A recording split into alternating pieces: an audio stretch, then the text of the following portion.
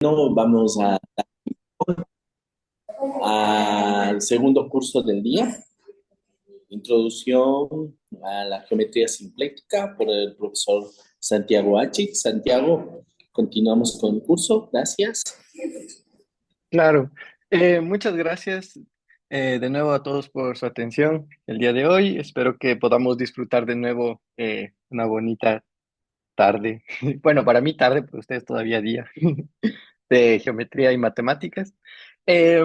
Bueno, entonces quería empezar con un breve recordatorio de lo que hicimos la anterior clase. Entonces, la anterior clase empezamos a estudiar lo que son las variedades simplécticas y les había definido una variedad simpléctica como una variedad diferencial junto con una dos forma que cumple dos propiedades. La primera propiedad es que ella es cerrada, eso quiere decir que la derivada exterior de omega es igual a cero, y la segunda propiedad es que es no degenerada. Y a partir de aquí vamos a empezar a estudiar estas dos propiedades y vamos a comenzar por la que es más sencilla de estudiar, ¿ok? Y la más sencilla de estudiar es esta propiedad de ser no degenerado. ¿Por qué es sencilla de estudiar? Porque eso se puede estudiar localmente. De nuevo, cuando estudiamos variedades diferenciales, nosotros tenemos, como vimos, tenemos cartas, eso nos permite un estudio local y específicamente para formas diferenciables, la manera en la que se hace esto localmente es que cuando nosotros restringimos a un punto de nuestra variedad, esta omega es un mapa bilineal antisimétrico que va del espacio tangente, cruza el espacio tangente en el punto P a R, ¿ok? Y TPM, el espacio tangente en un punto, es un espacio vectorial. Entonces, esto nos permite simplificar un montón el trabajo y convertir esto que en un inicio es como que mucho más abstracto en algo de álgebra lineal. De hecho, he puesto aquí el título de álgebra lineal simpléctica, que es básicamente lo que estuvimos trabajando en la anterior clase.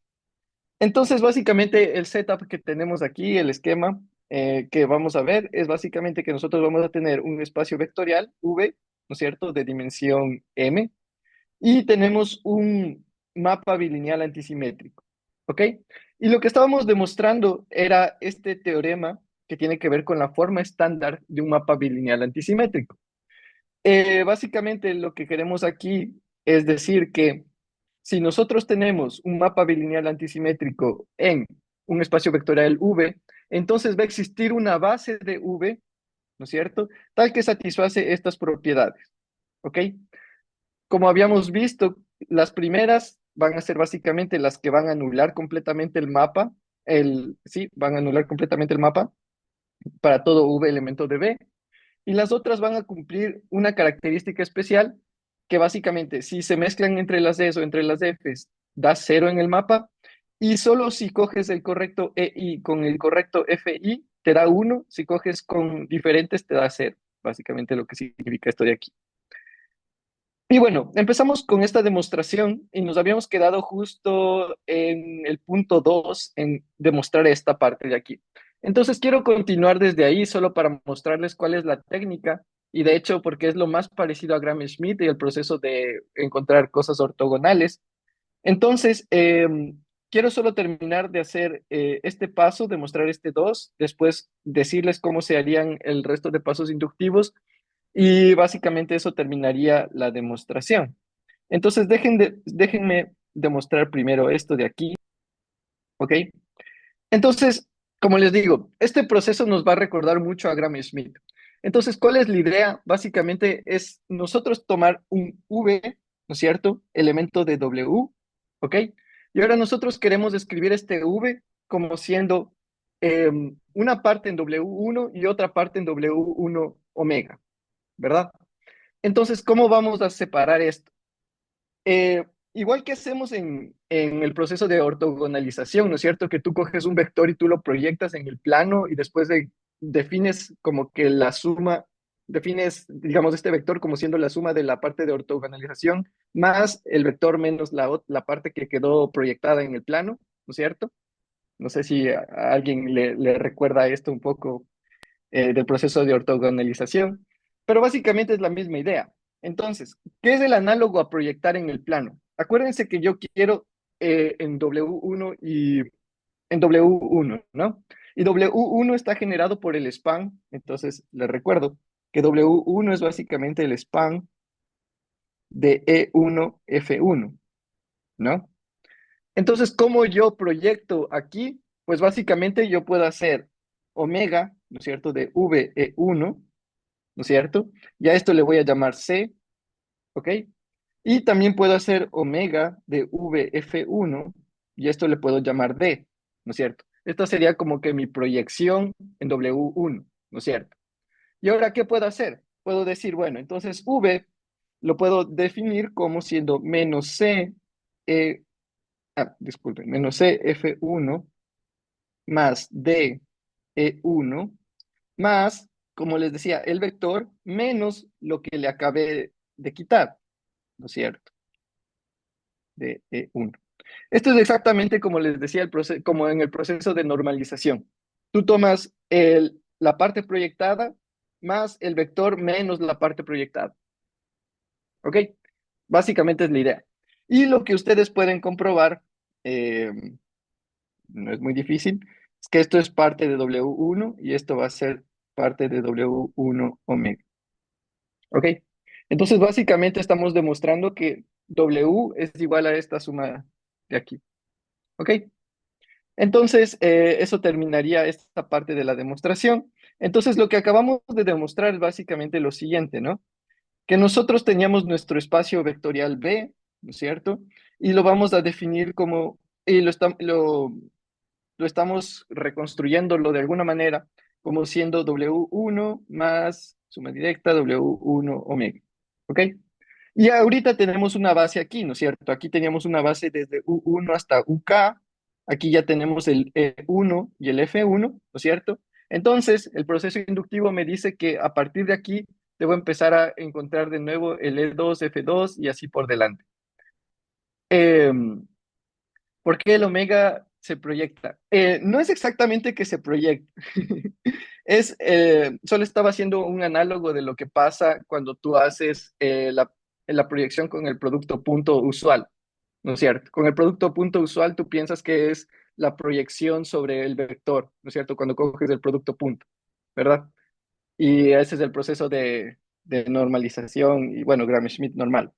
Lo que aquí estaba queriendo referirme es que tú puedes pensar que estás haciendo algo similar aquí, ¿ok? Que estás cogiendo como que la parte que corresponde a E1 y la parte que corresponde a F1 y después reconstruir tu vector de esta manera, ¿ok? Es básicamente la misma idea.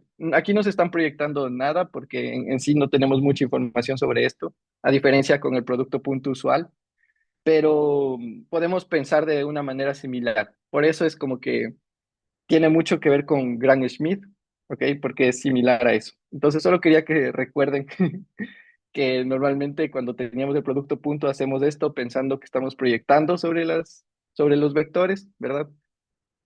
Aquí no estamos proyectando, pero es un proceso similar, ¿ok? Espero no confundirles mucho con mis analogías, pero a veces dentro de mi cabeza es más fácil simplificar las cosas así, pero tal vez entiendo que puede ser a veces confuso. Em, ok.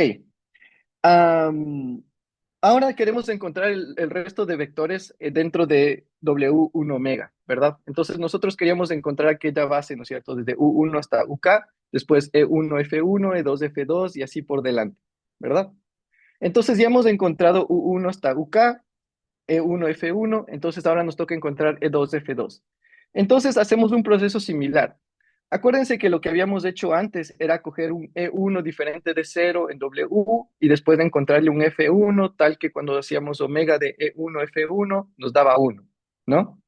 Ahora queremos hacer algo similar.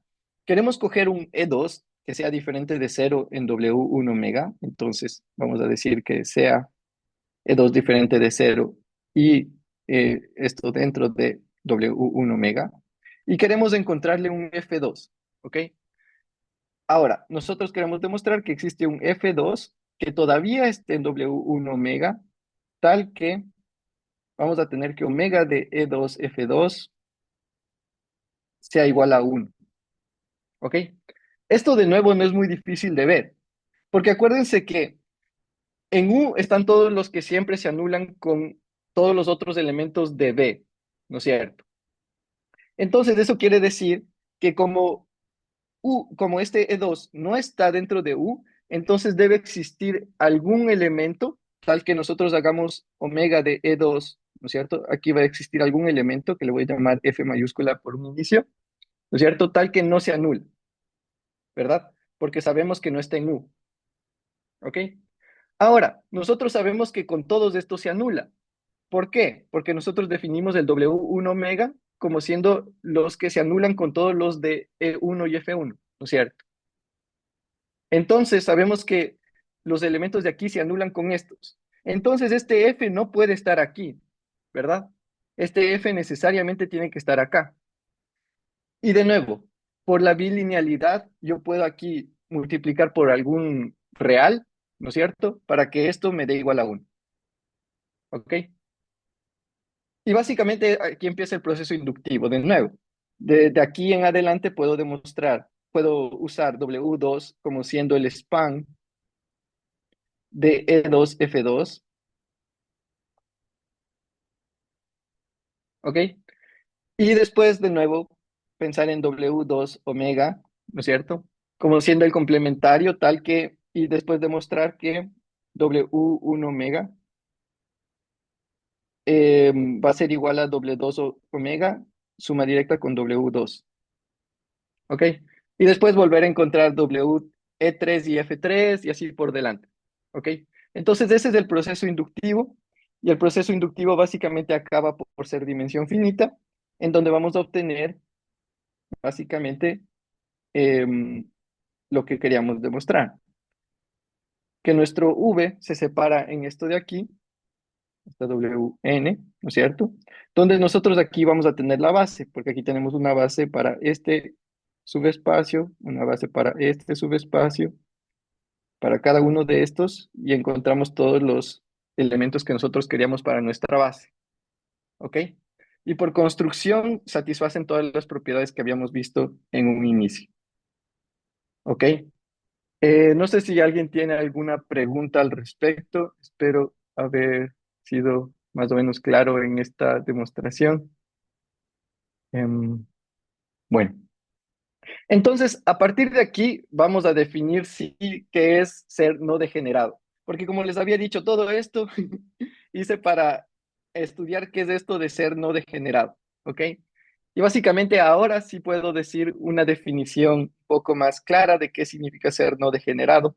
Y creo que tal vez algunos de ustedes ya deben tener la intuición de lo que voy a decir a continuación, pero vamos a comenzar con la definición de ser no degenerado. Entonces decimos que ah, un mapa bilineal antisimétrico omega es no degenerado, o también se lo llama simpléctico, ¿ok? Si satisface lo siguiente, que el conjunto tal que se anula esto para todos los Bs solo corresponde al elemento cero, ¿ok? Básicamente que este U, ¿no es cierto? El único elemento aquí es el cero, ¿ok? Eso hace que el omega sea no degenerado, ¿ok? Y aquí tenemos un par de definiciones extra, que cuando se satisface esto, decimos que omega es una estructura simpléctica lineal. Estructura simpléctica lineal en V, ¿ok? Y también decimos, bueno, le llamamos al par V omega, lo llamamos un espacio vectorial simpléctico,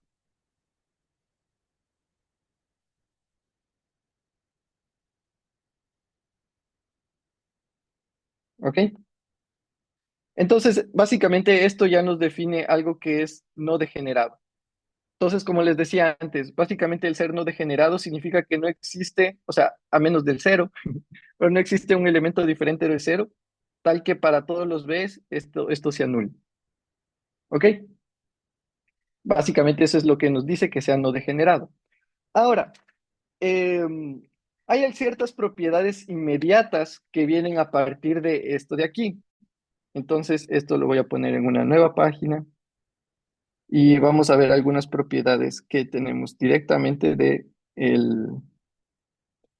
de esta definición. Entonces, aquí voy a escribir propiedades.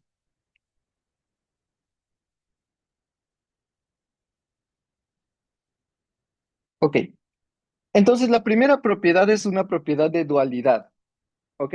Entonces, primero quiero recordarles una definición de qué es el espacio dual. Tal vez muchos de ustedes ya lo sepan, pero quiero que todos estemos en la misma página, entonces mejor recordarla, que no me demoro nada. Entonces, el espacio dual eh, V estrella de V es el espacio vectorial de todas las funciones lineales, de todas las funciones lineales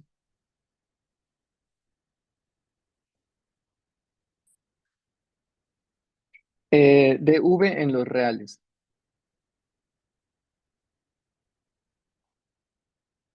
¿Ok? Y bueno, nosotros tenemos diferentes notaciones. Tenemos esta notación de V estrella y también tenemos esta notación de home VR. Tal vez algunos están más acostumbrados con una, otros tal vez con otra. Y aquí tenemos otra parte de la definición, que básicamente los elementos de V estrella se llaman covectores. Entonces, los elementos de V estrella se llaman covectores.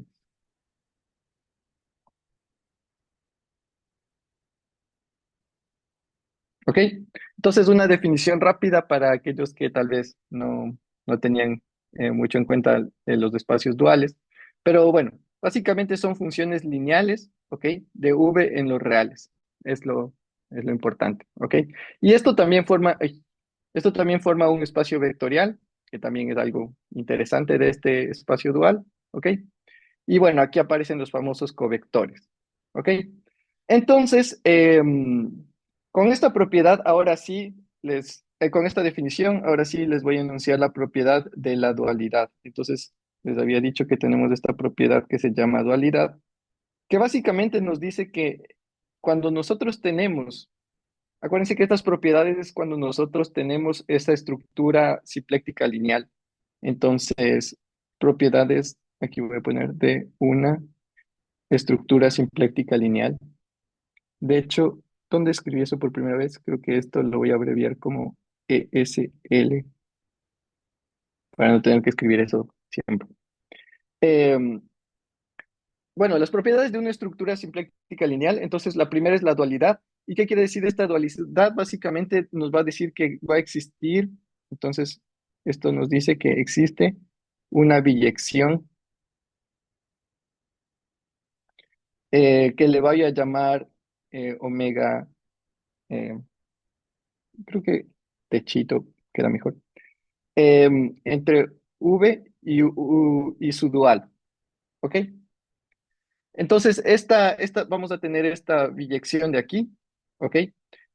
Básicamente vamos a tener que esto va a ser biyectivo a esto como espacios vectoriales y podemos de hecho ponerle una cara. Entonces, ¿cómo va a ser esto? Básicamente nos tomamos un elemento de V aquí y lo que vamos a hacer es evaluarlo aquí, ¿no es cierto? Y esto de aquí es un elemento de aquí. ¿Por qué? Porque esto básicamente es una función, ¿no es cierto? Que aquí recibe un elemento de V, ¿no es cierto? Entonces es una función. Es lineal porque acuérdense que esto de aquí era bilineal. Eso quiere decir que es lineal en todas las coordenadas, especialmente es lineal en esta coordenada, ¿no es cierto? Entonces es una función lineal.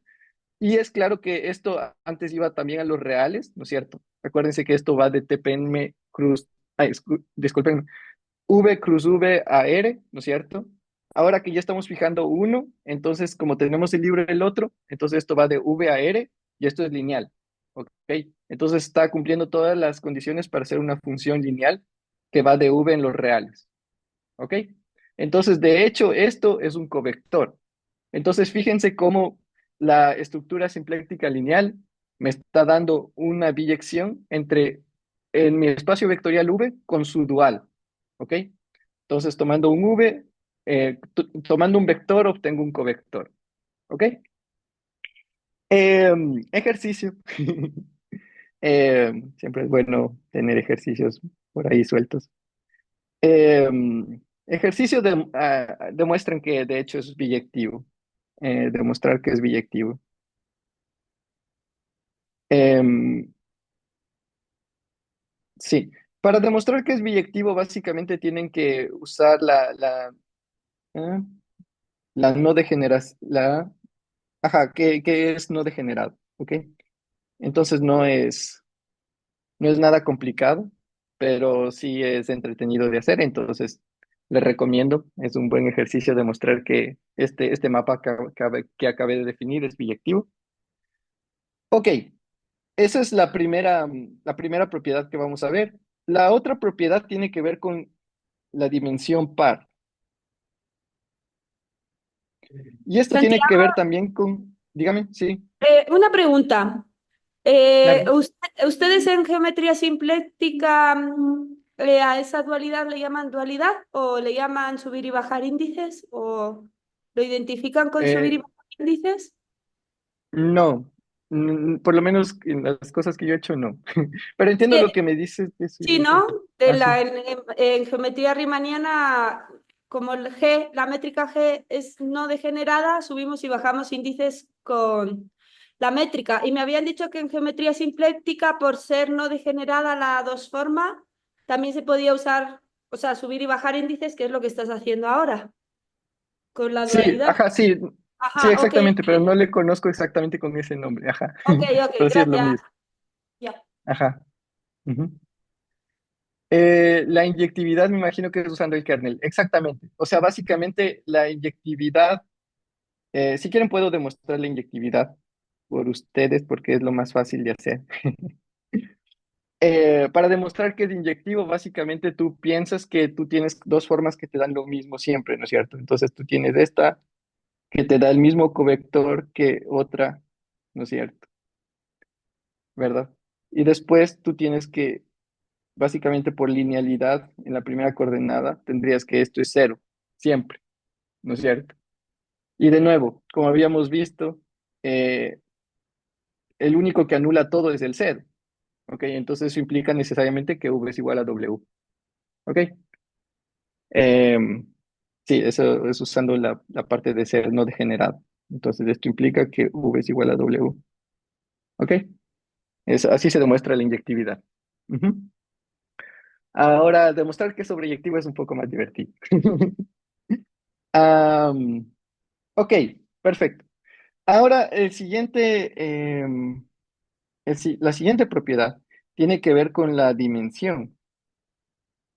Y de hecho, dice que la dimensión es par. Y es de hecho el comentario que también justo había hecho Yane, de que cuando nosotros habíamos enunciado el teorema, ¿no es cierto? Habíamos visto que la dimensión de V, ¿no es cierto?, va a estar caracterizada como siendo 2n más k. Pero en este caso k va a ser igual a cero. Entonces, necesariamente la dimensión de V va a ser 2n. La dimensión de nuestro espacio vectorial va a ser par, ¿no es cierto? Entonces, dimensión de V igual a 2n. ¿Ok? Y bueno, por último tenemos una propiedad que viene a ser directamente del teorema de la forma estándar. El teorema de la forma estándar nos da una base, ¿no es cierto? Em, ajá, entonces aquí la otra propiedad es que vamos a tener siempre la base dada por los E1 hasta En y F1 hasta Fn, como en el teorema, ¿ok? Como en la forma estándar. O sea, que cumplen esas propiedades. ¿Ok? Perfecto. Entonces esas van a ser las propiedades inmediatas que nosotros vamos a tener. Y bueno, aquí voy a enunciar el primer gran ejemplo, que de hecho va a ser el que nos va a ser muy útil en todo este curso. Y el ejemplo es básicamente que nosotros podemos poner una forma simpléctica en R2N. Entonces, en R2N nosotros vamos a definir una forma, discúlpeme, una estructura lineal simpléctica omega cero, como siendo lo siguiente, como teniendo E1 siendo igual a 1 y el resto de coordenadas 0. Así continuamos con solo las primeras n coordenadas. Entonces, En va a ser 0, aquí 1, denme un segundo, 0, 1, 0 y 0. ¿Ok? Y esta de aquí va a ser la enésima coordenada. Enésima coordenada. Vamos a tener los F1 que van a ser 0 todo hasta que llega un 1, después 0 de nuevo. Y esta va a ser la coordenada n más 1. Y aquí creo que, ya sí, n más 1 décima coordenada. ¿Ok? Y así hasta Fn, donde este es igual, Fn es igual a que solo la última coordenada es 1. ¿Ok? Entonces, esta va a ser básicamente la estructura que nosotros vamos a pensar. Vamos a pensar en que el omega cero, ¿no es cierto?, va a tener esta base, donde vamos a dividir que las primeras n coordenadas de R2n, ¿no es cierto? Las primeras n coordenadas van a ser las es y las últimas n coordenadas van a ser las f's. ¿Ok?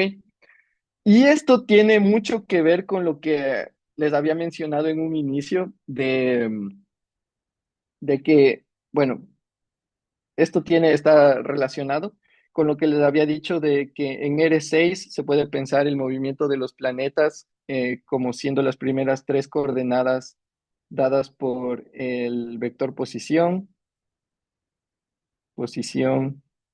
y las últimas tres coordenadas como siendo el momento. ¿Ok? Entonces, básicamente, esta manera de pensar como que viene desde aquí, pero obviamente nosotros ya nos olvidamos de pensar en posición y momento y solo pensamos como que en estas coordenadas y poner una estructura simpléctica aquí. ¿Ok? Pero digamos que esto tiene su origen y esta manera de ordenar las coordenadas tiene su origen en la física todavía. Pero obviamente ahorita estamos generalizando y nos olvidamos de que antes eran posición y momento y ahora son solo nuestra base de R2D. Perfecto. Ok, ahora, como en todo, en las matemáticas nos gusta cada vez que definimos un objeto, también ver clases de equivalencias de los mismos objetos, ¿no? Nosotros vimos, por ejemplo, espacios vectoriales y después estudias cuando dos espacios vectoriales son isomorfos, ¿verdad? Tú estudiaste variedades diferenciables y después dices cuándo dos variedades diferenciables son iguales, de cierta manera, y entonces encuentras que la manera de decir que dos son iguales es a partir de difiomorfismos, ¿no es cierto? Entre una y otra. Entonces eso te dice que son iguales, de cierta manera, es decir, que conservan la misma estructura. Entonces de aquí igual nos interesa saber cómo relacionar dos espacios que tienen esta estructura simpléctica lineal, ¿ok? Entonces, vamos a definir cuál sería nuestra manera de decir que dos cosas son iguales, ¿ok? Entonces, definición. Nosotros vamos a decir, entonces, queremos comparar dos cosas, ¿no es cierto? Queremos comparar un V omega y un V prima omega prima, ¿no es cierto? Que sean espacios vectoriales simplécticos, espacios Hola vectoriales Santiago. simplécticos. Sí, dígame. Oye, una pregunta, porque, o sea, definiste la base de EIs, FIs, pero la estructura simpléctica no sé cómo la construye a partir de los EIs, FIs. Ok, es que todavía no le puedo dar una cara específicamente porque tendría que empezar ya a hablar de los covectores y del wedge product, Ok, pero ok. básicamente puedes pensar que el omega cero lo que va a hacer es que en la base, cada vez que cojas E1, F1 te va a dar uno, y si coges, o sea, EI, FI te da uno, y cuando haces los contrarios te da cero, cuando Ya, coges de entre los D te da cero, cuando coges de entre los F ya. te da cero, Ok, porque básicamente también, listo. Básicamente también, solo sabiendo cómo actúa en la base, en este caso aquí tenemos la base, ya puedes describir cómo sería ¿no es cierto? Ah, y hay una manera más inteligente de hacer esto, pero bueno, eh, lo voy a dejar así solo por ahora, porque también hay una notación matricial para los mapas bilineales, que también podría hacerlo, pero prefiero dejarlo así por ahora. ¿Ok? Em, ok. Ok, entonces yo tengo dos espacios vectoriales simplécticos, ¿ok? Y ahora quiero saber qué es lo que me va a decir que son iguales, de cierta manera. Y de nuevo, si por ejemplo, en ciertos lugares le dices isomorfismo, en otro difiomorfismo, homeomorfismo, ¿ok? Entonces aquí, bajo la misma lógica, ahora se van a llamar simplectomorfismo, ¿ok? Entonces, definimos un simplectomorfismo. em, Simplectomorfismo.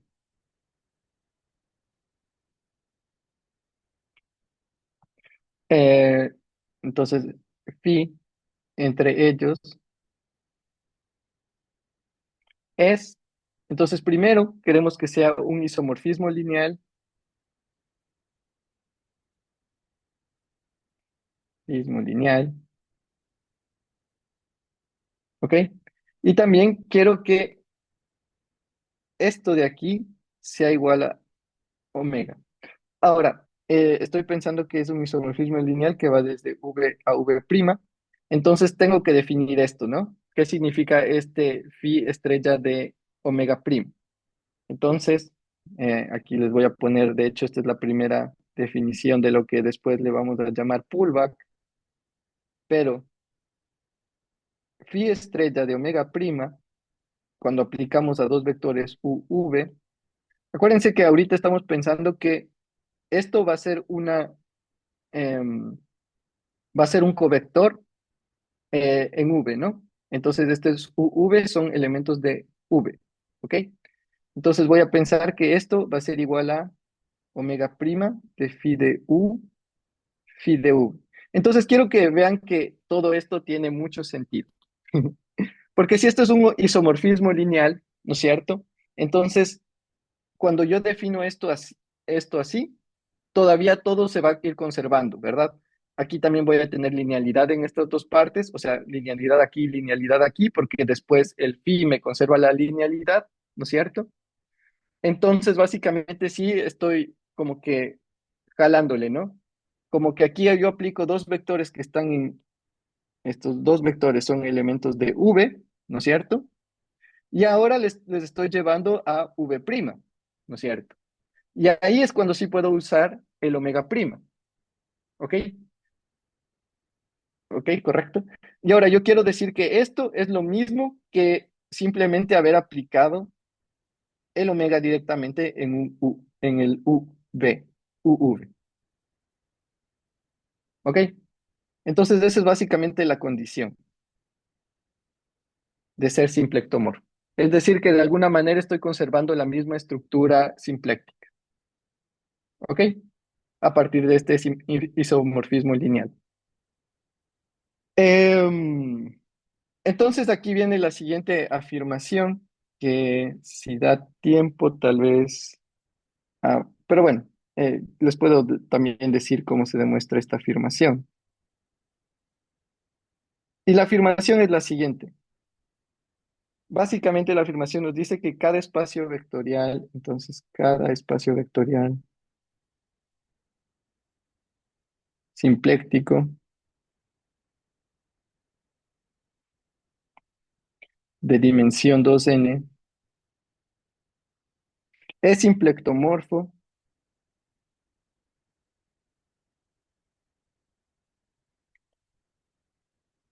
a R2N con la forma que vimos, con el mapa bilineal omega cero. ¿Ok? ¿Cómo se hace esto? Básicamente esto también viene a ser em, una consecuencia directa de la forma estándar, ¿verdad?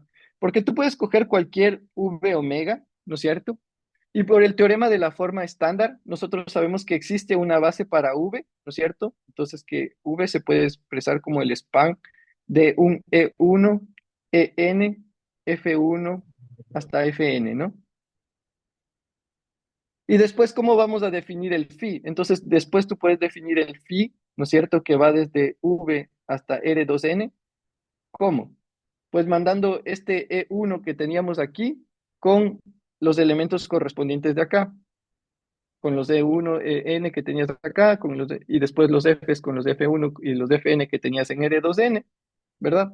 Y después es fácil verificar que exactamente va a cumplir, que se cumple esta condición. ¿Ok?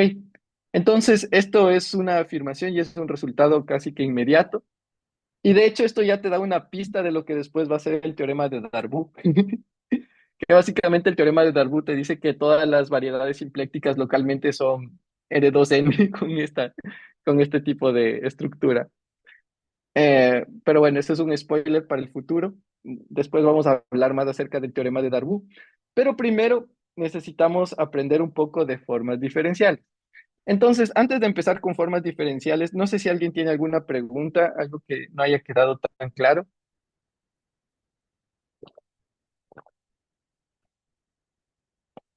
Ok, si no hay preguntas, entonces vamos a continuar con el estudio de las formas diferenciales. Como les había dicho, una variedad simpléctica se define a partir de una dos forma que es cerrada. Entonces, ahora mi trabajo va a consistir en definir lo que son las formas diferenciales y después definir esta característica de cerrado a partir de definir también qué significa esta derivada exterior. Como tenemos solo 10 minutos, no me va a dar tiempo para hacer todo eso en 10 minutos, pero vamos a comenzar con el estudio y yo creo que mañana sí podríamos tal vez avanzar lo suficiente para poder continuar con el estudio de las variedades simplécticas. Entonces, aquí voy a poner formas diferenciales, que va a ser la parte que vamos a revisar ahora. Formas diferenciales. Ok, entonces, ya vimos nosotros el concepto de dualidad, ¿verdad? Entonces, vamos a empezar con una definición de lo que es el espacio cotangente. Entonces, el espacio cotangente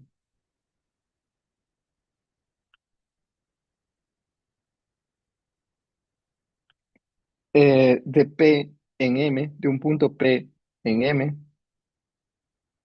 ¿ok? Es básicamente definido por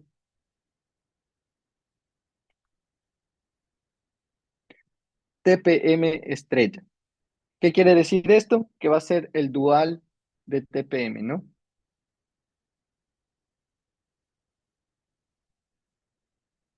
¿Ok? Acordémonos que el dual quiere decir que esto es el espacio vectorial de las funciones lineales que van de TPM a los reales, ¿no? Entonces, por eso también existen otras notaciones para esto. Entonces, aquí voy a poner notación que también pueden encontrar en algunos textos, que también y de hecho esta va a ser la notación que voy a usar desde ahora en adelante, ponerle la estrellita acá arriba, ¿no es cierto? Esto también van a encontrar otros que le van a llamar OM, ppm, R, y bueno, el otro que ya vieron, que es básicamente decir exactamente que tomamos el dual de pp. ¿Ok? Esta es la notación que más me gusta a mí, las que normalmente yo uso, entonces desde ahora en adelante vamos a usar esta notación. ¿Ok? Em, mm, mm, mm, mm. Entonces, básicamente lo que les había dicho, cuando nosotros pensamos en un covector, entonces un covector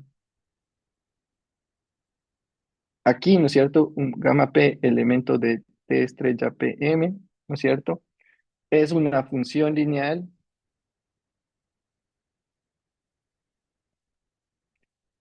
que va a salir de nuestro espacio tangente hacia los reales,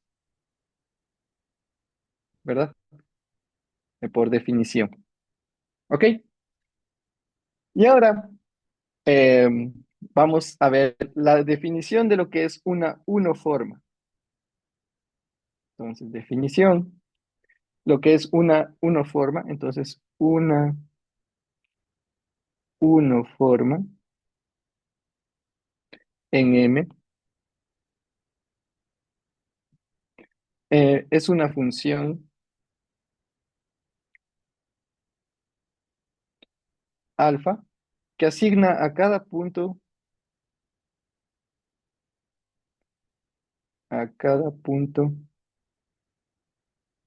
P elemento de M un covector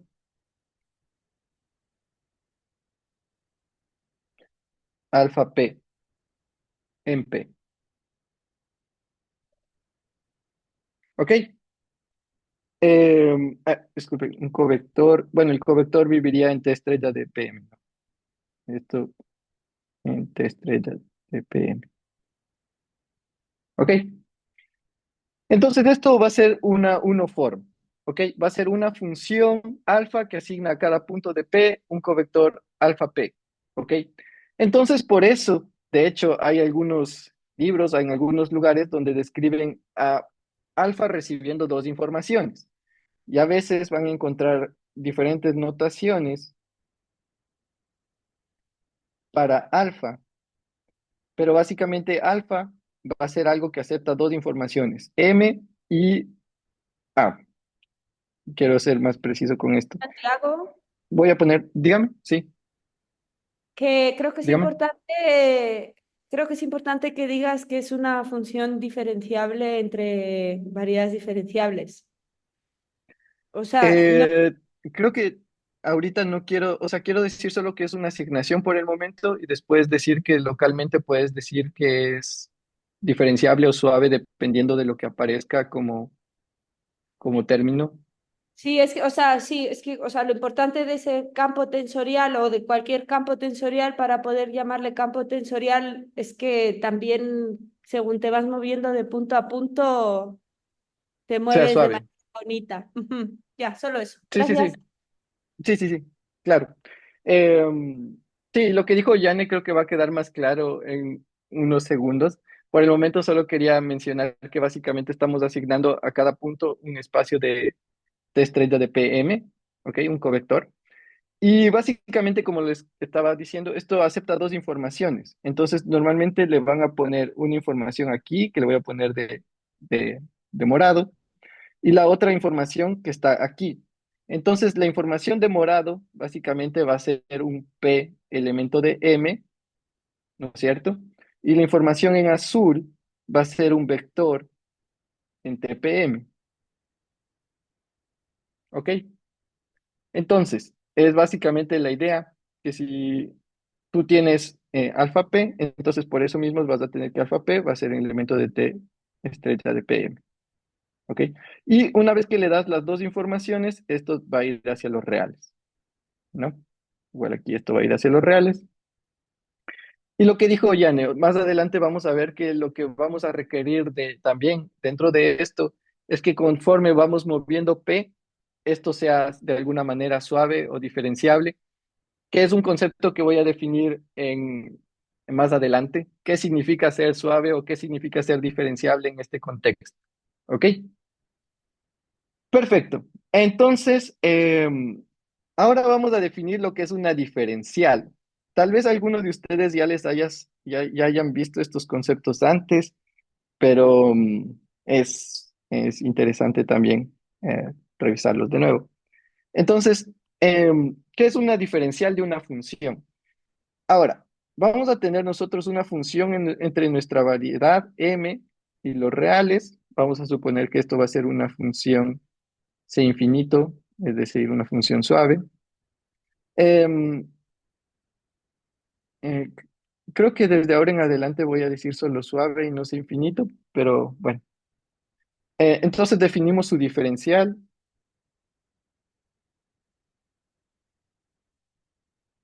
¿Ok? Em, entonces su diferencial es la forma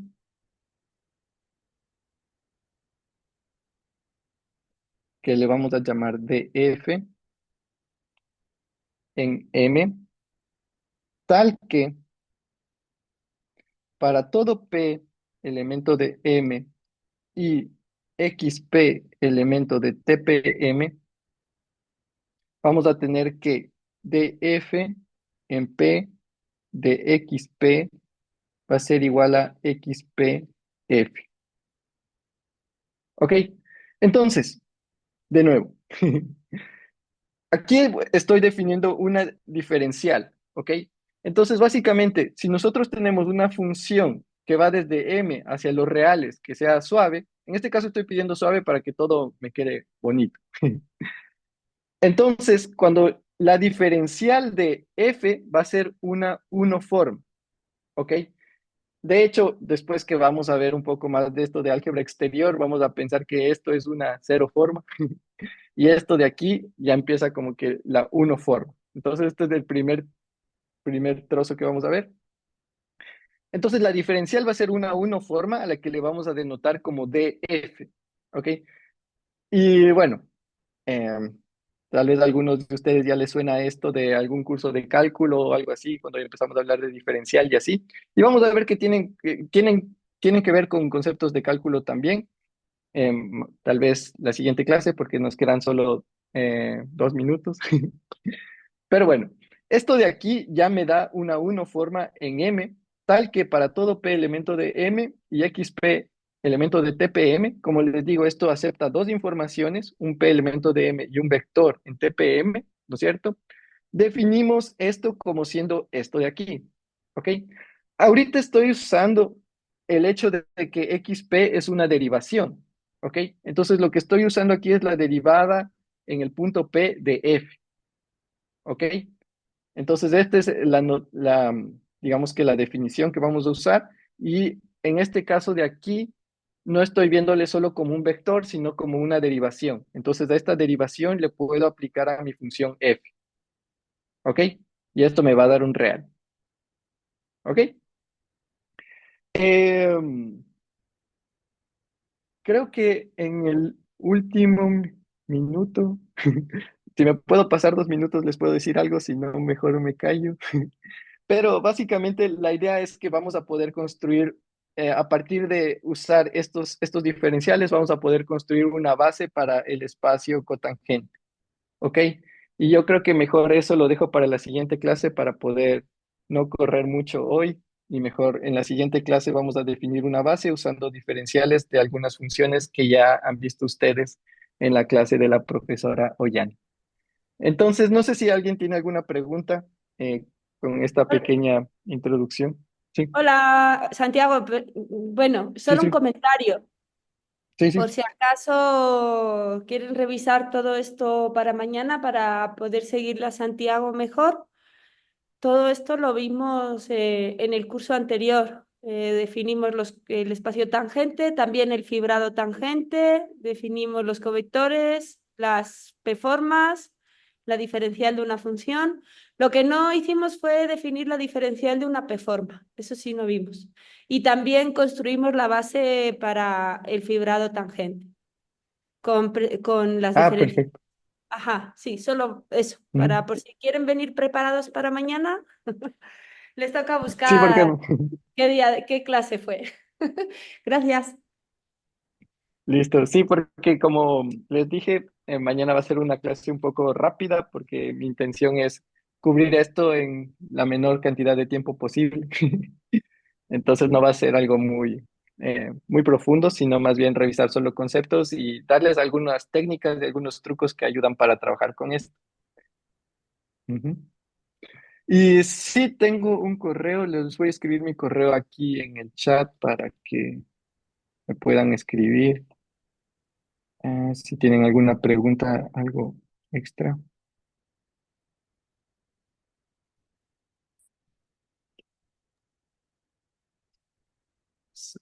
Santiago, tal vez puedes compartir Sí. estos apuntes que estás armando por el chat del Zoom para que las personas se lo puedan tener.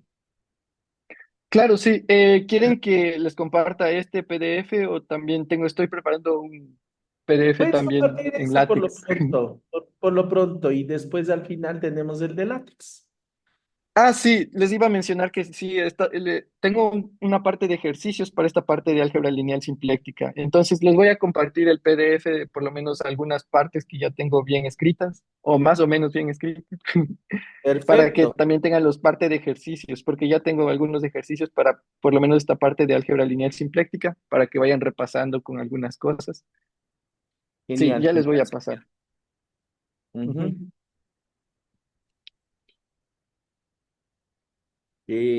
¿Algún otro comentario más, Santiago? No, no sé si alguien tenga alguna otra pregunta, si no, yo creo que ya podría terminar aquí todo. Me parece que no. Pido un aplauso para Santiago. Muchas gracias. ¿Alguien está queriendo comentar algo? Bueno, muchas gracias, Santiago. Continuamos el día de mañana. Sí, gracias a todos. Ujú. Vamos a un receso para iniciar a las 11 de la mañana sí, con el profesor Israel Morales. Muchas gracias. Listo.